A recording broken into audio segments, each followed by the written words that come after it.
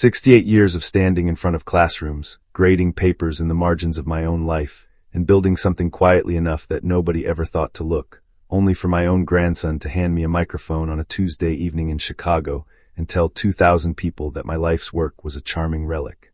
Not my department chair who told me tenure was unlikely because I published under a name that didn't match my face.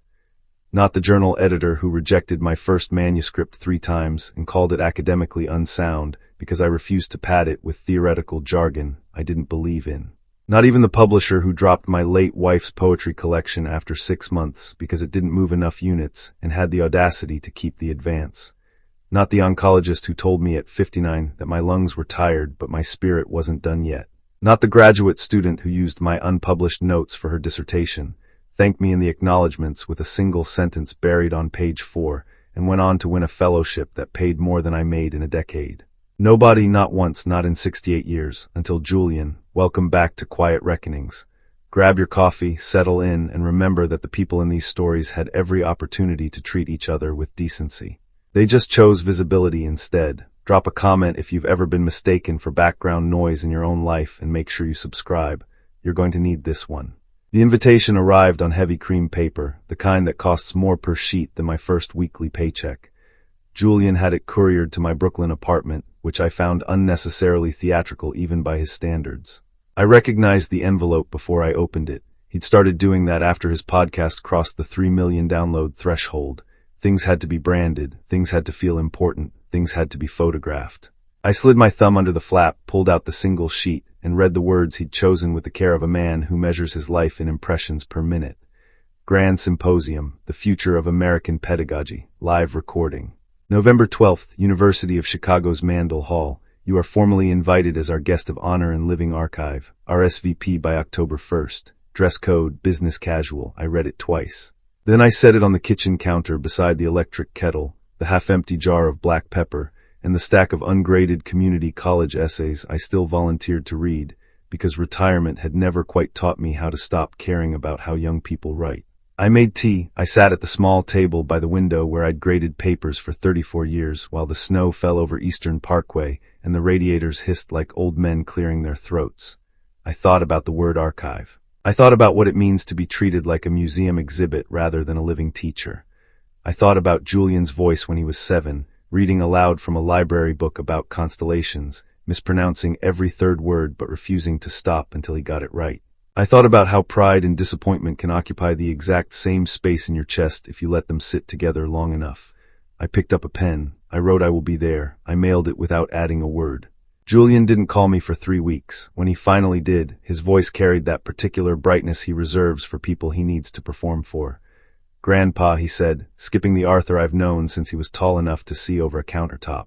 You got the invite right. I did. Perfect. I just wanted to say how much it means to have you in the room. We're doing a live segment on the evolution of teaching methods. You'll be part of the historical framing. I waited. He continued, faster now, the cadence of a man rehearsing in his head. We've got a full auditorium, streaming on 3 platforms, the provost's attending. It's going to be massive. I nodded into the empty kitchen. I'm glad you're excited. You should be. This is the kind of visibility that changes careers. He paused. I mean, it's already changing mine, but having you there adds legacy, authenticity. People eat that up. I sipped my tea. I'll be there. Great. And Arthur, he added, and I noticed he'd used my first name for the first time in years. Don't wear the brown corduroy jacket. It photographs terribly. I hung up. I walked to the closet. I found the brown corduroy jacket. I brushed it. I hung it back up. I chose the navy blazer instead. The one my wife had bought me in 1998 because she said it made me look like a man who knew when to speak and when to listen.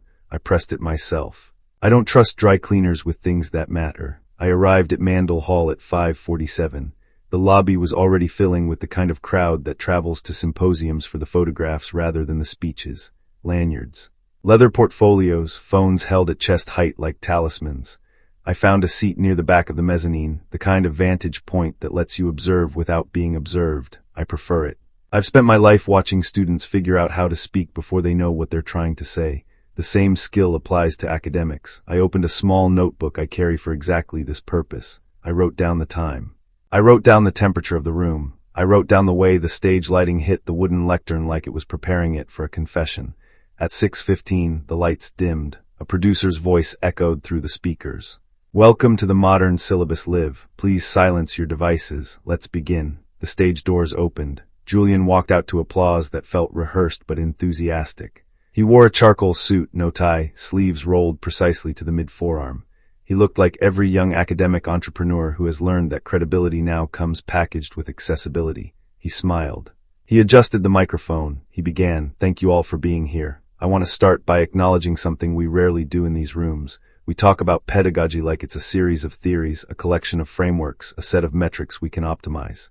But teaching isn't data, it's human, it's messy, it's inherited. And tonight we're honoring a man who represents the old guard of American education. A man who spent his life in community college classrooms, shaping minds without chasing citations. A man who believed in the slow work of learning long before anyone monetized it. He's my grandfather, Arthur Vance." The audience turned. I felt it before I saw it. 2,000 heads pivoted toward the mezzanine. I didn't stand.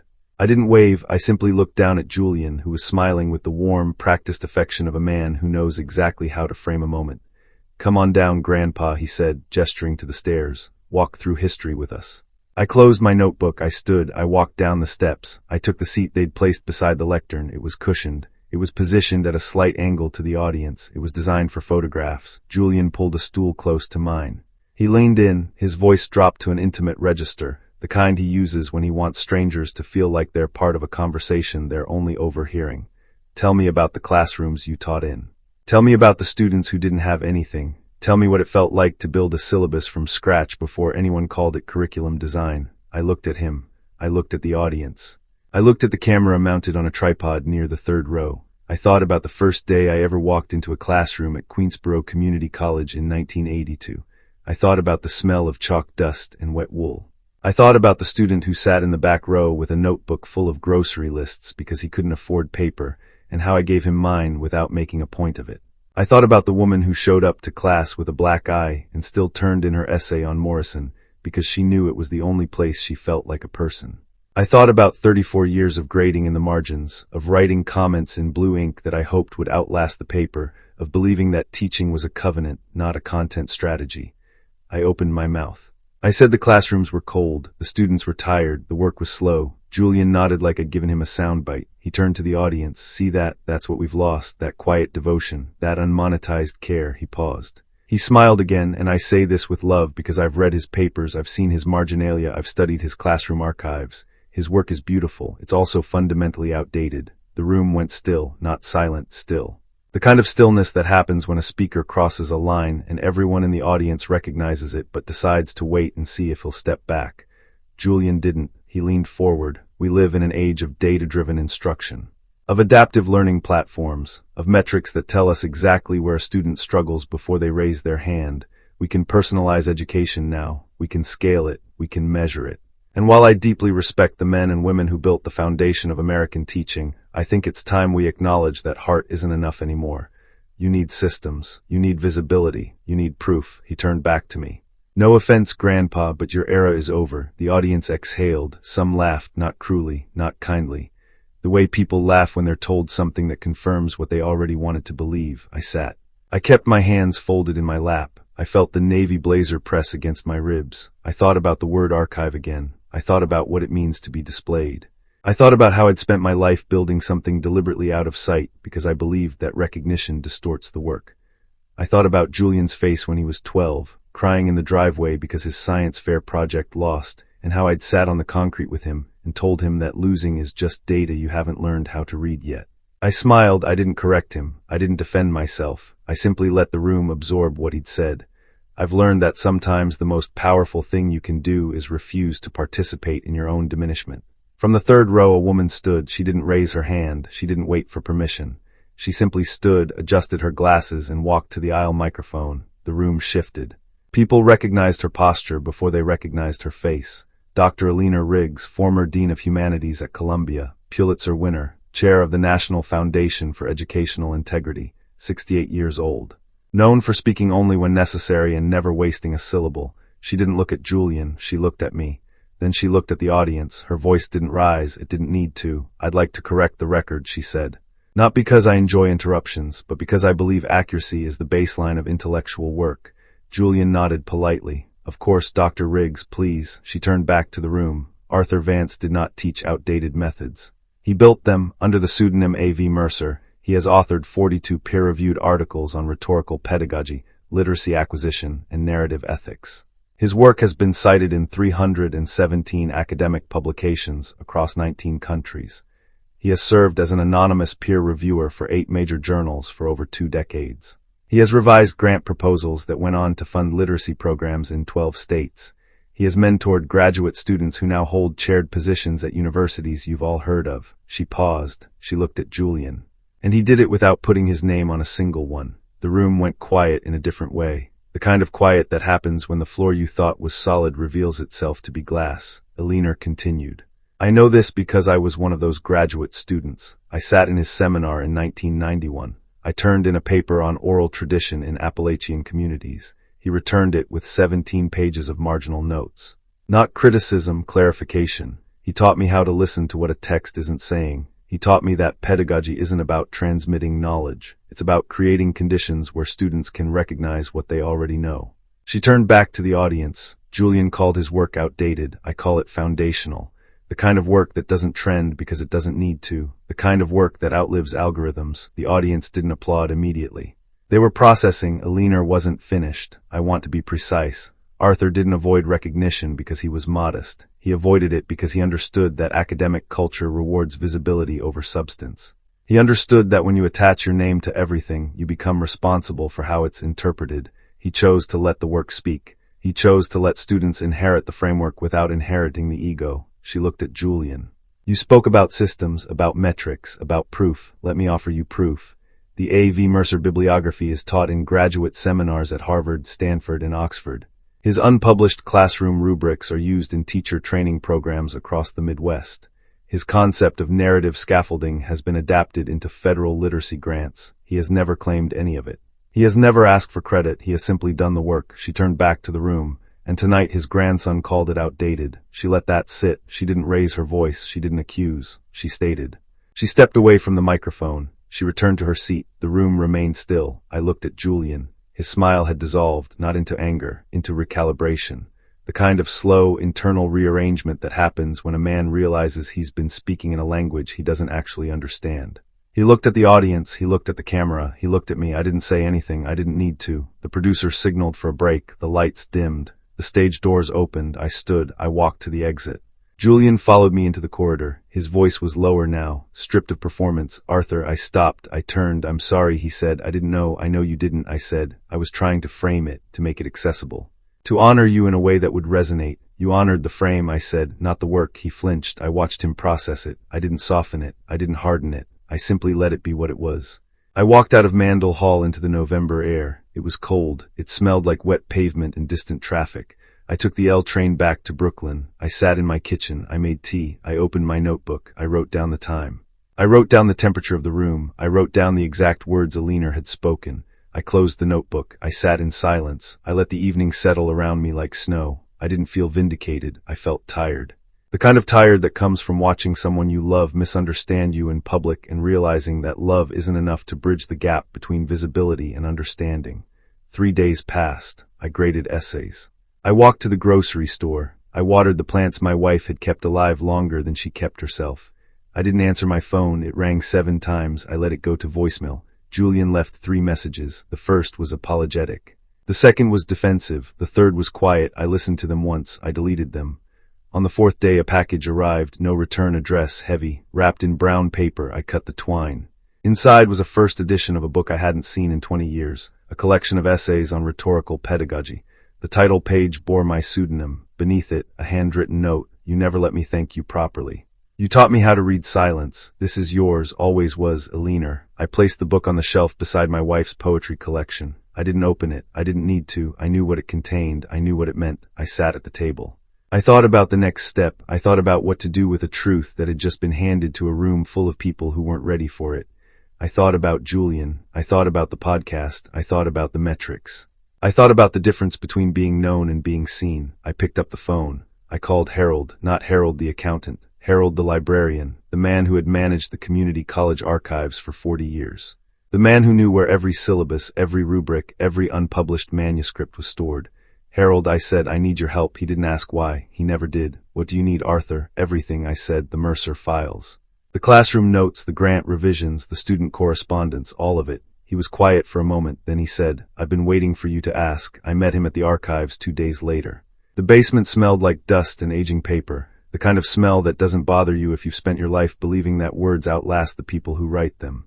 Harold handed me a key. Box 14, he said, top shelf. I climbed the ladder, I pulled down the box, I opened it. Inside were decades of work, not published, not celebrated, just done. I sat on the floor, I read, I remembered. I traced the evolution of an idea from a classroom note to a federal grant to a citation in a journal I'd never read. I thought about how quiet men build things in the dark because they believe the work should stand on its own. I thought about how loud men tear things down because they believe visibility is proof of value.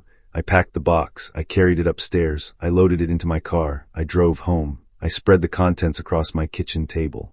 I began to organize, not for publication, not for recognition, for preservation. I thought about what Alina had said, I thought about what Julian had done, I thought about the difference between legacy and branding. I made a decision. I didn't call Julian, I didn't call Alina, I called a lawyer. A quiet woman named Miriam who specialized in educational trusts and had never once raised her voice in a courtroom. Miriam, I said, I want to establish a fellowship. For community college students, first generation, low income, anyone who shows up tired but refuses to stop writing, name it after my wife, fully funded, tuition, books, stipend, mentoring, no application essays. Just a transcript and a single paragraph answering one question. What do you believe teaching is for? Miriam didn't hesitate. How much? I told her the number. It was substantial. It wasn't everything I had. It was enough. She drafted the documents, I signed them, I transferred the funds, I didn't issue a press release, I didn't announce it on social media. I simply sent the paperwork to the community college where I'd taught. I included a cover letter. It read, this fellowship exists because I believe education should be a covenant, not a content strategy. It exists because quiet work matters. It exists because someone once sat in a cold classroom and refused to stop caring. It is named for Clara Vance, who taught me that dignity is a practice, not a performance. Use it well. I mailed it. I sat back. I let the quiet return. I knew what would happen next. I knew because I've spent my life watching how truth moves through institutions. It doesn't arrive with sirens. It arrives with footnotes. It arrives with citations. It arrives with students who read something and realize it changes how they see the world. I waited. 2 weeks passed. I graded essays. I walked to the grocery store. I watered the plants. I didn't check the news. I didn't listen to the podcast. I didn't answer my phone. On the 3rd week, an email arrived from Julian. Not a voicemail, an email. Subject, I need to talk to you. I opened it. It was 3 sentences. I read it. I didn't reply. I closed the laptop. I made tea. I sat by the window. I thought about the difference between apology and accountability. I thought about how one requires performance and the other requires stillness. I waited. The consequences didn't arrive all at once. They arrived like rain, slow, steady. Unavoidable. First, the academic blogs, not the major journals, the smaller, sharper ones, the ones that care about citation ethics and intellectual lineage. An essay appeared. Title, The Mercer Problem, When Pedagogy Outpaces Credit. It didn't mention Julian by name. It didn't need to. It traced the lineage of A.V. Mercer's work. It cited Alina's intervention. It questioned the ethics of framing foundational labor as outdated for the sake of narrative cohesion. It was read, it was shared, it was cited. Then the podcast metrics shifted, not overnight, gradually. Downloads plateaued, sponsorships paused, listener comments grew quieter, more critical, less enthusiastic. The kind of shift that happens when an audience realizes they've been sold a version of truth that wasn't entirely true. Then the emails started, not to me, to Julian, from colleagues, from former guests. From academics who had appeared on his show and now questioned his framing. From students who had listened and felt the dissonance between the work he praised and the work he dismissed. I didn't read them. I didn't need to. I knew what they contained. I knew because I've spent my life watching how institutions correct themselves when someone points out a misalignment. They don't do it with fury. They do it with footnotes. They do it with syllabi. They do it with students who ask better questions. 6 weeks passed. I graded essays. I walked to the grocery store. I watered the plants. On a Tuesday morning in late December, a knock came at the door. I opened it. Julian stood on the threshold. He wasn't wearing a suit. He wasn't wearing a microphone. He was wearing a wool coat. He looked tired. He looked younger. He looked like a man who had finally stopped performing. "Can I come in?" he asked. I stepped aside. He entered. He didn't sit immediately. He looked around the apartment, at the bookshelves, at the kitchen table, at the plants, at the navy blazer hanging on the back of a chair. He finally sat. I sat across from him. He didn't speak for a long time. I let the silence stretch. I didn't fill it. I never do. Finally, he said, I read the fellowship documents, I read the cover letter, I read the question you asked students to answer. I nodded. I didn't know what to say. I said. He looked down at his hands. I was wrong, not about the data, not about the systems, about the work, about you. I listened. I didn't interrupt. I let him find the words. I've spent 3 years building a platform that measures education in impressions, in downloads, in engagement. I thought visibility was proof of value. I thought if something wasn't seen, it didn't matter. I was wrong. He looked up. I called your work outdated because I couldn't measure it, because it didn't fit the framework I'd built, because admitting that your work mattered more than mine would have meant dismantling everything I'd constructed. I nodded. He continued. I stood on that stage and handed a room full of people permission to dismiss you. I called it legacy. I called it authenticity. I called it honoring you. I wasn't honoring you. I was using you. I let the words settle. I didn't soften them. I didn't harden them. I simply let them be what they were. He looked at me. I don't expect forgiveness. I don't expect you to trust me again. I just needed you to know that I see it now. The work, the silence, the cost. I looked at him. I saw the boy who read about constellations. I saw the young man who cried in the driveway. I saw the performer who confused visibility with value. I saw the grandson who finally stopped speaking and started listening. I said, you don't need my forgiveness. You need your own. He blinked. I didn't look away. You called my work outdated because you were afraid of what it meant to do something without proof, without metrics, without applause. You built a platform that measures education in clicks. You forgot that teaching isn't about being seen. It's about being understood. I leaned forward. You stood on that stage and handed 2,000 people permission to dismiss quiet labor. You didn't have to, you chose to. He swallowed. I know. I nodded. Good. He waited. I continued. I'm not going to tell you how to fix it. I'm not going to give you a framework. I'm not going to hand you a syllabus. I'm going to tell you this. If you want to understand the work, you have to do it, not talk about it, not measure it. Do it. Sit in a cold classroom. Read a tired student's essay. Write a comment in blue ink that might outlast the paper. Do it without recording it. Do it without announcing it. Do it because it's the right thing to do. He looked at me. I didn't blink. Then and only then will you understand why I sat in that chair and let you call it outdated. He nodded. Slowly, deliberately, he stood. He walked to the door. He stopped. He turned. I'll try, he said. I know, I replied. He left. I closed the door. I sat at the table. I made tea. I opened my notebook. I wrote down the time. I wrote down the temperature of the room. I wrote down the exact words he'd spoken. I closed the notebook. I let the quiet return. I didn't feel victorious. I felt tired. The kind of tired that comes from watching someone you love finally stop performing and start listening. I knew it wouldn't fix everything. I knew he'd stumble. I knew he'd doubt. I knew he'd want to measure it. I also knew that truth doesn't arrive with certainty. It arrives with practice. Months passed. I graded essays. I walked to the grocery store. I watered the plants. The fellowship launched in January. 12 students, first generation. Low income, tired but refusing to stop writing. I didn't meet them. I didn't need to. I read their paragraphs. They answered the question. What do you believe teaching is for? One wrote. To make space for people who haven't been given a voice yet. Another, to prove that quiet work matters. Another, to show that dignity isn't earned, it's practiced. I kept the paragraphs in a folder. I didn't publish them. I didn't share them. I simply read them. I let them remind me why I'd spent my life building something deliberately out of sight. I thought about Clara. I thought about the years she'd spent writing poems that never sold. I thought about the nights she'd sat at the kitchen table, revising lines in blue ink, believing that beauty doesn't need an audience to be real. I thought about how she'd told me before she died that legacy isn't what people remember. It's what people carry forward. I believed her. I still do. In April, an email arrived, not from Julian, from a student, first-year community college, English 101. She'd received the fellowship. She'd read the Mercer bibliography. She'd written a paper on narrative scaffolding. She'd cited A.V. Mercer. She'd attached the draft. I read it. It was good, not perfect, good. I wrote a comment in the margins, not criticism. Clarification. I sent it back. She replied, thank you. I read your note. It changed how I see the work. I didn't reply. I didn't need to. I simply let the quiet return. I knew what it meant. I knew because I've spent my life watching how truth moves through institutions. It doesn't arrive with sirens. It arrives with footnotes. It arrives with citations. It arrives with students who read something and realize it changes how they see the world. In June, Julian's podcast released a new episode. Not a live symposium, not a panel, just him. Sitting in a quiet room, no camera, no metrics, no sponsorships. He spoke for 42 minutes. He didn't mention me by name. He didn't mention Aliner. He didn't mention Mandel Hall. He spoke about teaching. About the difference between visibility and understanding, about the cost of confusing metrics with meaning. He spoke about sitting in a classroom for the first time in 3 years, about reading a tired student's essay, about writing a comment in blue ink, about realizing that teaching isn't about being seen, it's about being understood. He didn't announce it, he didn't promote it, he simply uploaded it. It was downloaded 12,000 times, not because it was viral, because it was true. I didn't comment, I didn't share it, I simply listened, I let the quiet return. I knew what it meant, I knew because I've spent my life watching how truth moves through people. It doesn't arrive with certainty, it arrives with practice. In September, I visited the community college, not for the fellowship, not for the students. For the archives, I walked through the halls, I smelled chalk dust and wet wool. I heard radiators hiss like old men clearing their throats. I sat in a classroom, I read an essay. I wrote a comment in blue ink, I didn't record it. I didn't announce it, I simply let the quiet return. I knew what it meant. I knew because I've spent my life believing that dignity isn't earned, it's practiced.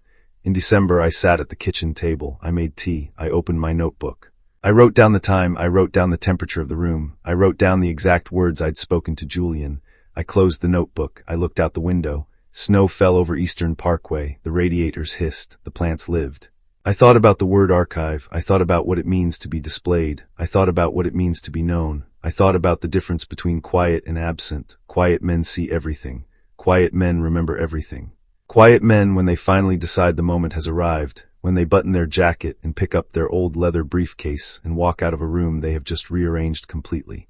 Quiet men do not look back. They don't need to. I stood, I washed my cup, I dried it, I placed it on the shelf. I walked to the closet, I found the navy blazer, I brushed it, I hung it back up, I sat at the table, I opened a new notebook. I wrote down the first line of a new essay, not for publication, not for recognition, for preservation. I thought about Clara.